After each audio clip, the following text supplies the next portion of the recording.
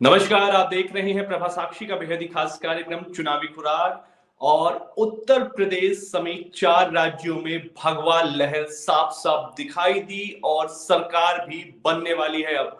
महज पंजाब को छोड़ दिया जाए तो बाकी के राज्यों में भाजपा की सरकार बनेगी और ये तमाम राज्य भगवामयी हो गए हैं। अंकित, कैसा नजारा था कल का? क्योंकि जब नतीजे सामने आ रहे थे तो भाजपा कार्यकर्ताओं का उत्साह अलग दिखाई दे रहा था। प्रधानमंत्री नरेंद्र मोदी ने पहले कहा था कि 10 दिन पहले होली होगी उत्तर प्रदेश में, और वो होली शुरू हो चुकी थी।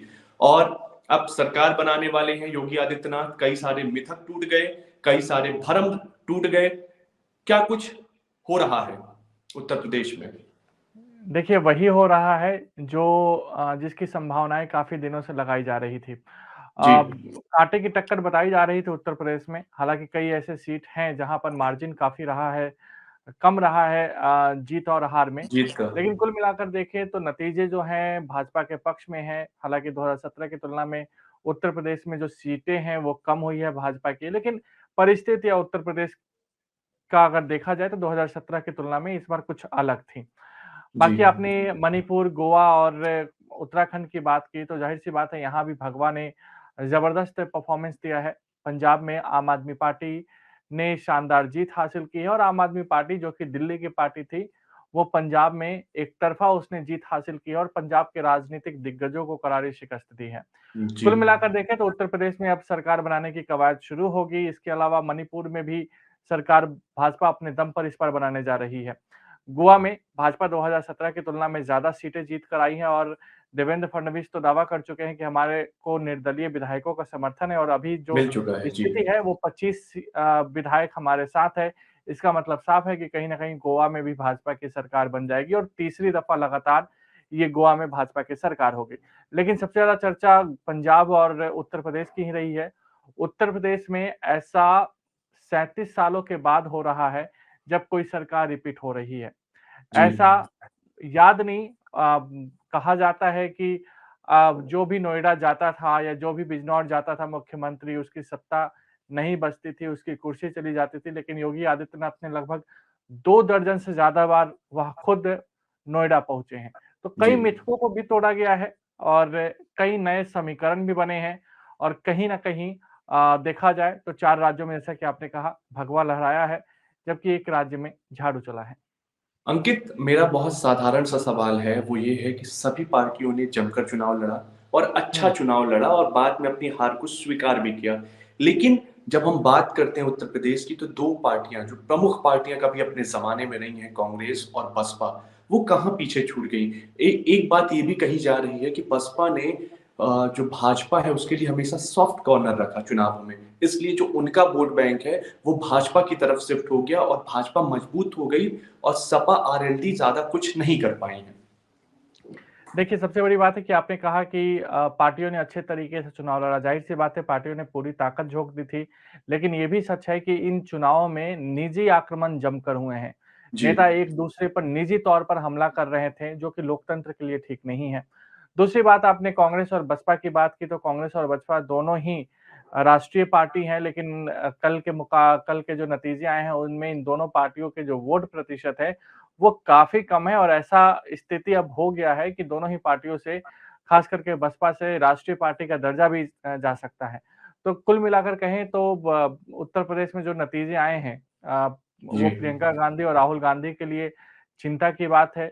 इसके अलावा मायावती को भी अब नए तरीके से सोचना होगा, पार्टी में जान फूँकनी होगी, प्रेस कॉन्फ्रेंस आके ये कह देना कि हमें हिम्मत नहीं हारनी है, हमारे खिलाफ गलत प्रचार किया गया। और रही बात कि मायावती का सॉफ्ट कॉर्नर होना भाजपा के खिलाफ, तो मुझे लगता है कि वो मायावती का अपना कहीं न कहीं एक तरीका है, वो किसी के खिलाफ उस तरीके से आक्रमण नहीं करती है, जैसा कि आज की राजनीति में हो रहा है। मायावती आज भी पुराने ढर्रे पर चलने वाली नेताओं में से हैं और वही उनके प्रचार में भी देखने को मिला। अंकित, आपने राष्ट्रीय पार्टी की बात की, तो एक पार्टी जो अब राष्ट्रीय पार्टी बनने की दिशा पर आगे बढ़ गई है और उनके नेता भी दावा कर रहे हैं कि अब जल्द ही वह राष्ट्रीय पार्टी बनेगी और विपक्ष की भूमिका में आएगी और कांग्रेस को रिप्लेस करेगी। पार्टी का नाम है आम आदमी पार्टी। शुरुआत दिल्ली से हुई, पंजाब में सत्ता मिल गई और अब दूसरे राज्यों की तरफ अपनी नजर दौड़ा रहे हैं। गोवा में भी उन्हें 2 सीटें मिली हैं। नहीं, अभी राष्ट्रीय पार्टी का दर्जा लेने के लिए आम आदमी पार्टी को और विस्तार की आवश्यकता होगी।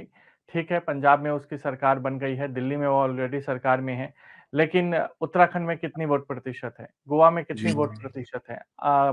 उत्तर प्रदेश में कितनी वोट प्रतिशत है? ज़ाहिर-सी बात है कि आपके वोट प्रतिशत में कम से कम 4-5 राज्यों में इज़ाफ़ा होगा, दहाई की संख्या में आएँगे आपके वोट प्रतिशत, तभी जाकर आप राष्ट्रीय पार्टी के लिए लड़ाई लड़ सकते हैं। तो कुल मिलाकर आम आदमी पार्टी के लिए अभी जो दिल्ली है वो थोड़ा दूर है, लेकिन दिल्ली में चूँकि वो सत्ता में है, ऐसे में उनको कामयाबी जल्दी मिल रही है, पंजाब में भी उन्हें जल्दी ही कामयाबी मिल गई। तो देखना दिलचस्प होगा कि आम आदमी पार्टी देश के अन्य हिस्सों में किस तरीके से अपना विस्तार करती है। हालाँकि अरविंद केजरीवाल पहले ही ऐलान कर चुके हैं कि गुजरात में उनकी पार्टी लड़ेगी, तो इस साल गुजरात में चुनाव होने हैं, तो देखना होगा कि गुजरात में क्या अरविंद केजरीवाल की पार्टी कितनी सीटों पर चुनाव लड़ती है। अंकित, आपने बोला दिल्ली अभी दूर है और वो दिल्ली की सत्ता में भी हैं, लेकिन जब हम उनके विगत आंकड़ों को देखते हैं तो उन्होंने जहाँ-जहाँ दूसरी पार्टियों को रिप्लेस किया है, उनमें दूसरी पार्टियाँ कोई भी नहीं थी, महज़ कांग्रेस थी।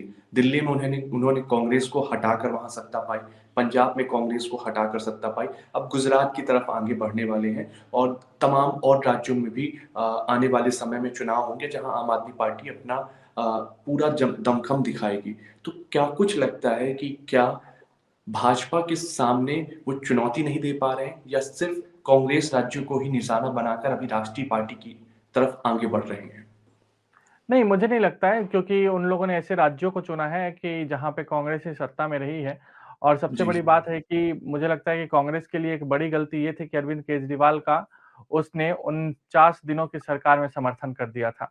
जी, जिस कांग्रेस के खिलाफ अरविंद केजरीवाल की राजनीति शुरू हुई थी, उसी कांग्रेस ने उनका सपोर्ट किया था और उसी 49 दिनों की सरकार में वो एक मुफ्त की परियोजना लेकर आए थे और मुफ्त की आदत जो लगी, उसको उनको चुनावी लाभ बहुत हुआ है। तो देखना होगा कि भाजपा के खिलाफ उनकी रणनीति कितनी कारगर साबित होती है। लेकिन अभी के हिसाब से देखा जाए तो आम आदमी पार्टी अभी भी कहीं न कहीं उसको संघर्ष करने की आवश्यकता है। पंजाब में उसको नई तरह की राजनीति करनी होगी, दिल्ली की राजनीति जिस तरीके से है वैसे पंजाब की राजनीति नहीं है। तो पंजाब में आम आदमी पार्टी के सामने कई चुनौतियाँ होंगी और देखना होगा कि उसे वे कैसे पार पाते हैं। बिल्कुल। तो ये था प्रभा साक्षी का चुनावी खुराक और 4 राज्यों में भगवा यानी कि कमल इतना ज़्यादा खिला कि विपक्षी पार्टियाँ मुरझा सी गईं और अब चुनाव संपन्न हो चुके हैं। आगे की प्रक्रिया होगी और तमाम नेता अब शपथ लेंगे और मुख्यमंत्री चुने जाएँगे। आज के लिए फ़िलहाल इतना ही, कल होगी फिर मुलाकात, तब तक देखते रहिए प्रभासाक्षी.com। नमस्कार। अगर आप भी लेना चाहते हैं देश दुनिया की तमाम जानकारी तो आज ही सब्सक्राइब करें हमारे चैनल को।